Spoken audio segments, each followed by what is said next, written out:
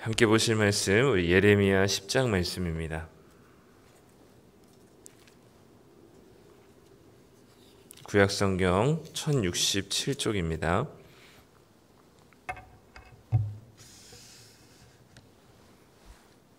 예레미야 10장 17절부터 25절까지 말씀. 우리 다 찾으셨으면 우리 한 목소리로 읽어보도록 하겠습니다. 10장 17절부터 25절입니다. 우리 함께 읽습니다. 에워싸인 가운데 앉은 자여, 내 짐꾸러미를 이 땅에서 꾸리라. 여호와께서 이와 같이 말씀하시되, 보라, 내가 이 땅에 사는 자를 이번에는 내던질 것이라. 그들을 괴롭게 하여 깨닫게 하리라 하셨느니라. 슬프다 내 상처여, 내가 중상을 당하였도다. 그러나 내가 말하노라. 이는 참으로 고난이라. 내가 참아야 하리로다. 내 장막이 무너지고 나의 모든 줄이 끊어졌으며 내 자녀가 나를 떠나가고 있지 아니하니 내 장막을 세울 자와 내 휘장을 다시 없도다. 목자들은 어리석어 여호와를 찾지 아니하므로 형통하지 못하며 모든 양떼는 흩어졌도다. 들을지어다. 북방에서부터 크게 떠드는 소리가 들리니 유다 성읍들은 황폐하게 하여 승량의 거처가 되게 하리로다. 여호와여, 내가 알거니와 사람의 길이 자신에게 있지 아니하니 걸음을 지도함이 걷는 자에게 있지 아니하니이다. 여호와여, 나를 징계하옵시되 너그러이 하시고 진노로 하지 마옵소서. 주께서 내가 없어지게 하실까 두려워하나이다. 주를 알지 못하는 이방 사람들과 주의 이름으로 기도하지 아니하는 족속들에게 주의 분노를 부으소서. 그들은 야곱을 씹어 삼켜 멸하고 그의 거처를 황폐하게 하였나이다. 아멘. 네, 오늘 말씀 예레미야 10장 말씀 우리 함께 또 보도록 하겠습니다. 네, 어제까지 본 거는 우상에 대한 이야기, 그리고 그 이 우상과 달리 하나님은 어떤 분이신지를 이제 어제 말씀에서 잠깐 나눴고요. 오늘은 뒤이어 이제 계속된 이제 심판과 이제 저주의 내용들이 담겨 있습니다. 특별히 이제 포로로 끌려갈 것에 대한 이제 이야기가 오늘 담겨 있는데요. 17절 말씀 보면 에워싸인 가운데 앉은 자여라고 하면서 이 예루살렘 성읍이 이제 곧 그 외부의 어떤 군대로 인하여서 에워싸일 것을 예고하면서 내 짐꾸러미를 이 땅에서 꾸리라라고 얘기합니다.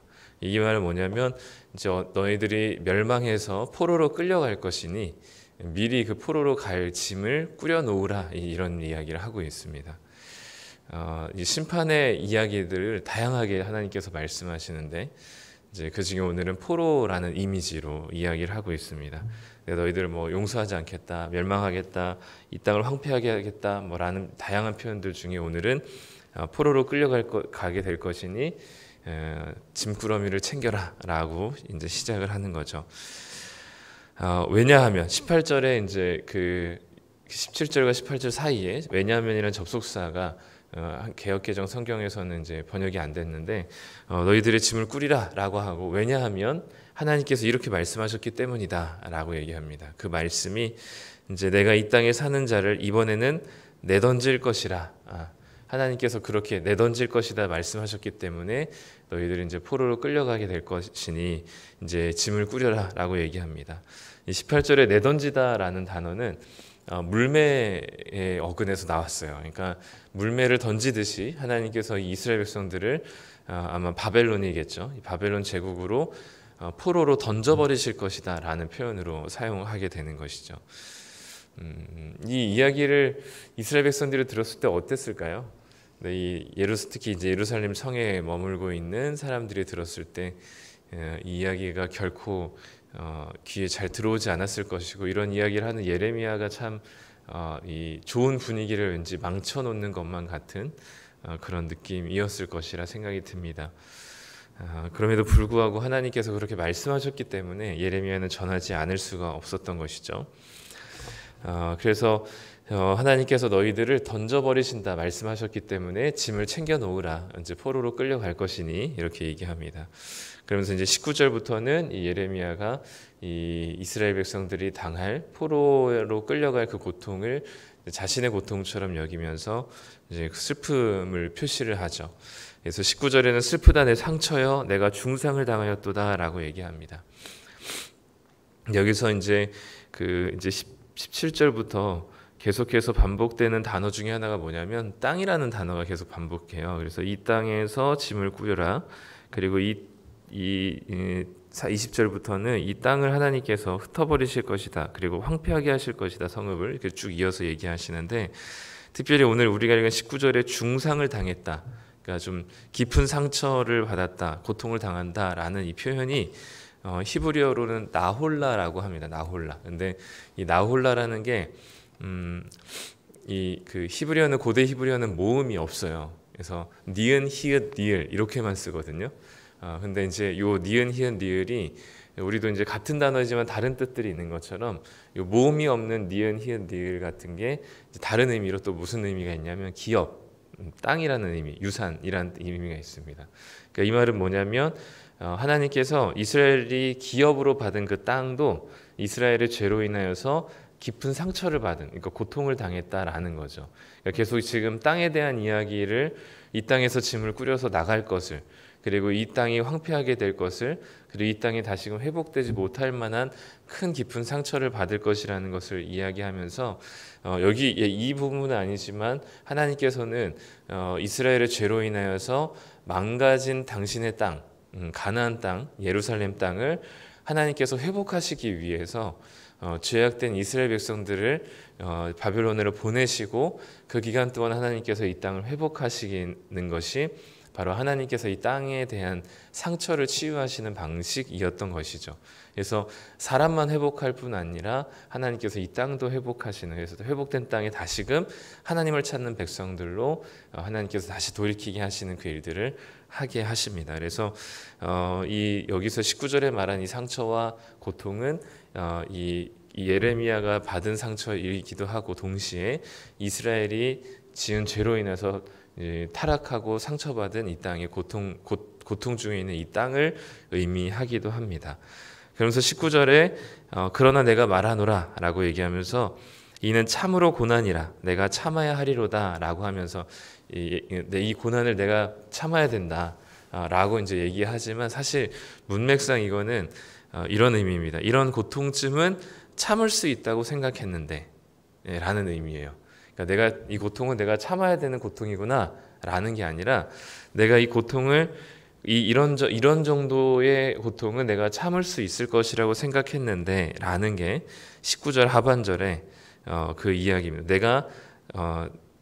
내가 이 고통쯤은 참을 수 있다고 생각했는데 이 고통을 받고 보니까 이 상처가 굉장히 크고 이 고통이 굉장히 중상을 얻은 것처럼 힘들다라는 의미인 것이죠.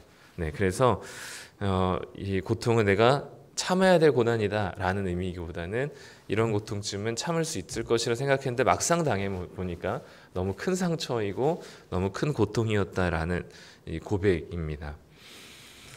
그러면서 이제 구체적으로 이제 이스라엘 백성들의 이제 포로의 상황들을 보여주죠. 20절에는 장막이 무너지고요, 모든 줄이 끊어지고 자녀가 이제 포로로 끌려가게 되는. 그때 꼭 포로로 바벨론으로 3번 끌려가는데, 그때 첫 번째 끌려갔을 때에는 누가 끌려갔냐면 다니엘을 비롯한 아주 젊고 유능한 자들이 끌려갔거든요. 그러니까 자녀들이 이제 자기를 떠나게 됩니다. 그러니까 포로로 끌려가게 되는 것이죠. 그리고 장막을 세울 자와 휘장을 칠 자, 이 얘기는 이제 자녀들이 끌려갔기 때문에 이 장막을 다시 세우고 휘장을 다시 세울 사람이 없는 거죠. 21절에 목자들은 어리석어, 여전히 그 포로로 끌려가는 상황 중에도 깨닫지 못하고, 목자들은 어리석어서 하나님을 찾지 않고, 그러니까 이 모든 양떼들이 흩어지게 되는 일들을 경험하게 됩니다. 22절에 보니까 소리가 나는데 그 시끄러운 소리를 들어보니 어디서 나는 소리냐면 북방에서부터 크게 떠드는 소리다. 이제 이 유다 성읍들을 향해 달려오는 바벨론의 말발굽 군대 소리들이죠. 그래서 여기 유다 성읍들을 황폐하게 하고 여기가 여우들의 거처가 되게 할 정도로 이 땅이 다시금 모든 것이 무너지게 될 것이다 라고 얘기합니다. 20절에 특별히 장막이 무너진다는 것은 개인의 집을 넘어서 이 장막이란 단어는 성막에 많이 쓰였습니다. 그렇기 때문에 하나님의 임재가 떠나가는, 그런 이 고통과 저주가 이스라엘 백성들에게 있을 것이다라고 얘기합니다.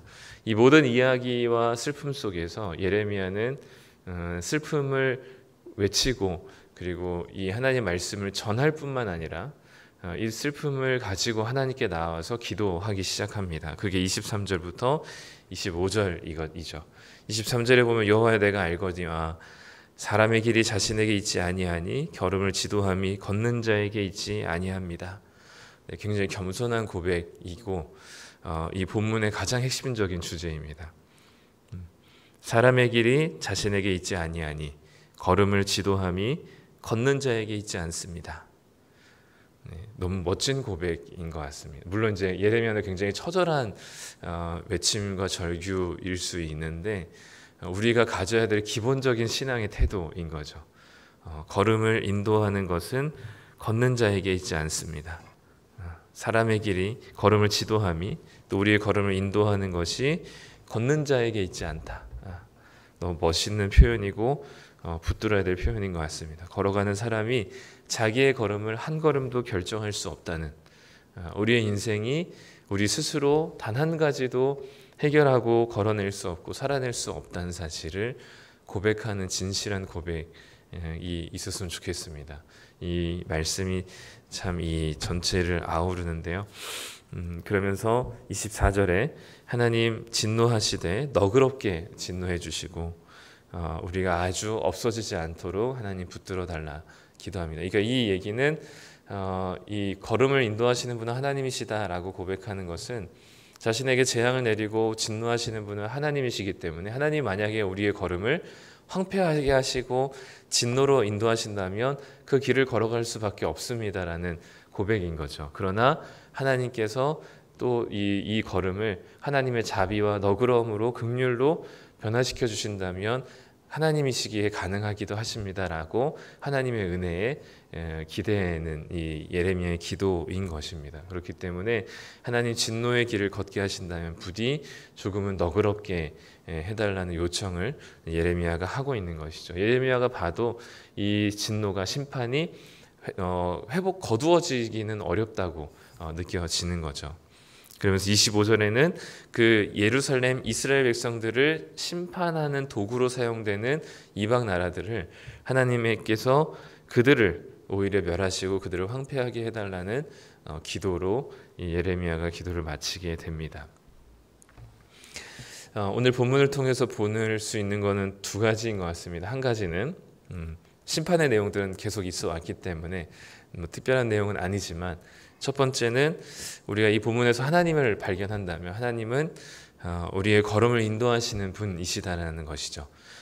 내 걸음을 지도함이 걷는 자에게 있지 않다라는 예레미야의 고백 속에 우리의 인생과 삶 속에 하나님께서만이 하나님이 우리의 걸음을 결정하시고 인도하시며 하나님이 없이는 우리가 한 걸음도 걸을 수 없다는 이 진실한 고백이 오늘 하루에 우리의 삶 가운데 있었으면 좋겠습니다. 그리고 우리가 하나님을 믿고 의지하는 우리의 하나님이 우리의 걸음을 인도하시는 분이라는 생각을 할 때 우리는 우리의 걸음을 인도하시는 분에게 우리는 나아와 오늘 하루의 걸음도 하나님의 뜻대로 또 하나님의 인도하심으로 살아낼 수 있도록 기도하고 간구할 수 있는 것이죠. 그것이 혹여나 우리가 볼 때는 좀 어렵고 고통의 길이라 할지라도 또 아니면 우리가 보기엔 좀 괜찮고 넉넉하게 걸어갈 만한 길이라 할지라도 그 걸음을 결정하시고 우리로 하여금 그 길을 걷게 하시는 분은 하나님이시다라고 생각하고 그 하나님께서 우리의 걸음을 인도하시는 가장 선하신 분이라는 사실을 우리가 믿는다면 오늘 주어진 우리의 걸음이 불길이든 물길이든 흙길이든 가시밭길이든 우리는 그 길을 걸어낼 수 있으실 것입니다. 그렇기 때문에 우리 그 걸음을 지도함이 우리에게 있지 않다는 사실, 우리는 그저 주님이 주신 길을 걸어가는 사람들이라는 사실을 잊지 마시고 우리의 걸음을 인도하시는 하나님께 우리는 간구할 뿐, 기도할 뿐, 하나님께 나아서 간곡하게 요청드릴 뿐, 우리는 그 길을 결정하는 데 있어서 그 어떤 것도 우리의 권한이 없음을 고백하는 겸손한 믿음이 우리에게 있었으면 좋겠습니다. 두 번째는 하나님께서 이 심판하시겠다는 사실을 돌이키지 않으시고 특별히 포로로 끌려가게 하시겠다는 아주 구체적인 내용까지 언급하시면서 이 심판을 반드시 심판하실 것이라는 이야기를 하시는데요. 그 와중에서도 예레미야가 보인 태도가 참 보기가 좋습니다. 아니면 또 우리가 따라가야 될 길이긴 하죠. 슬픔으로 끝나거나 고통으로 끝나고 애곡으로 끝나거나 또는 포기하는 것으로 끝나지 않고, 예레미야는 그 하나님의 심판이 돌이키지 않는다는 사실을 알고 있었음에도 불구하고 끝까지 포기하지 않고 하나님께 나와 기도하는 예레미야의 모습을 보게 됩니다. 그러니까 모든 것이 결정되었고 모든 것이 이미 결론이 나와 있어요, 이제는. 그럼에도 불구하고 예레미야는 끝까지 포기하지 않고 하나님께 나와서 진노하시되 조금만 너그럽게 진노해 달라고 하나님께 요청드리는 이 예레미야의 모습을 보면 계속된 우리들의 죄악 속에서도 우리를 위해서 계속해서 중보하시는 예수님의 모습을 보게 됩니다.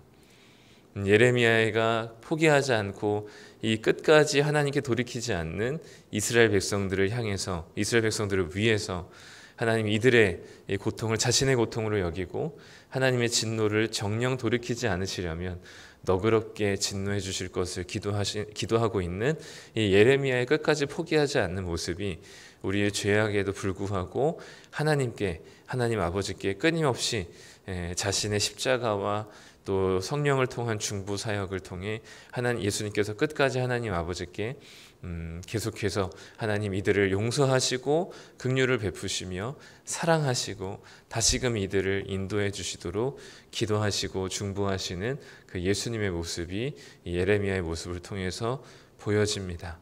우리의 삶 속에 어떤 결론이 뻔하게 드러난다 할지라도 우리는 그것을 가지고 나와서 기도할 수 있어야 되고요. 그럼에도 불구하고 하나님께서 우리에게 주시는 은혜가 무엇인지 간구해야만 하고요. 그것이 우리가 잘나서가 아니라 우리의 걸음을 인도하시는 분이 하나님이시고 그 걸음을 우리로 하여금 살아내게 하시는 그 예수 그리스도의 중보하심이 지금도 계속되기 때문에 우리는 하나님께 나와 우리의 결정된 우리의 인생이라 할지라도 기도함으로 간구함으로 하나님의 은혜를 구할 수 있는 것입니다. 끝까지 포기하지 마시고 예수님께서 누가복음 17장 말씀을 통해서 기도하되 끝까지 포기하지 말고 이 과부가 재판장을 괴롭히듯이 기도하는 것을 포기하지 않았던 것처럼 당장 기도하더라도 어떤 변화가 일어나지 않더라도 끊임없이 포기하지 말고 하나님께 기도하시는 예레미야와 같으신 이 태도와 삶의 자세 속에서 우리의 걸음을 인도하시는 하나님을 신뢰하며 오늘 하루도 그 길을 기쁨으로 걸어가시는 우리 성도님들 되시기를 간절히 소망합니다. 기도하겠습니다. 하나님 감사합니다. 오늘 말씀을 통해 이스라엘에게 보여주신 포로로 끌려가는 하나님의 심판의 이미지를 보여주셨습니다. 그들의 이 포로의 길이 또 그들의 이 하나님의 심판이 견딜 수 있을 것만 같았지만 막상 당해보니 또 막상 겪어보면 그것을 견딜 수 있을 줄 알았지만 큰 상처와 고통입니다. 그럼에도 불구하고 예레미야는 포기하지 않고 끝까지 하나님께 나와 기도했던 모습을 보게 됩니다. 그 진노를 돌이키시지 않으시려면 너그럽게 이 백성을 용서하시며 진노를 조금은 가볍게 해달라는 예레미야의 기도를 통해 끊임없이 우리를 위해서 중보하시며 기도하시는 예수 그리스도를 바라보게 됩니다. 지금도 우리를 위해서 탄식함으로 성령께서 기도하시고 또 주님께서 우리를 위해서 계속해서 중보하시는 그 놀라운 은혜를 우리가 기억할 때 하나님께 나오지 않고서는 견딜 수가 없음을 고백합니다. 우리가 하나님께 나와 하나님께 간구하며 기도하며 예레미야와 같이 포기하지 않을 때 하나님께서 우리의 걸음을 인도하시는 분이심 우리가 믿고 겸손하게 주님께 구하는 이 모든 기도의 시간들을 통해 하나님께서 우리의 걸음을 인도하시는 분이시며 그 길이 설령 가시밭길 불길이라 할지라도 그 길을 넉넉하게 걸어갈 수 있음을 하나님께 고백하며 기도하게 하여 주시옵소서. 오늘도 주님이 아니면 우리가 단 한 발자국도 걸어갈 수 없음을 고백합니다. 우리의 걸음을 인도하시는 하나님을 신뢰하는 우리들의 믿음 속에 오늘 하루도 그 길을 넉넉하게 걸어갈 수 있도록 인도하여 주옵소서. 감사드리며 예수님의 이름으로 기도드립니다. 아멘.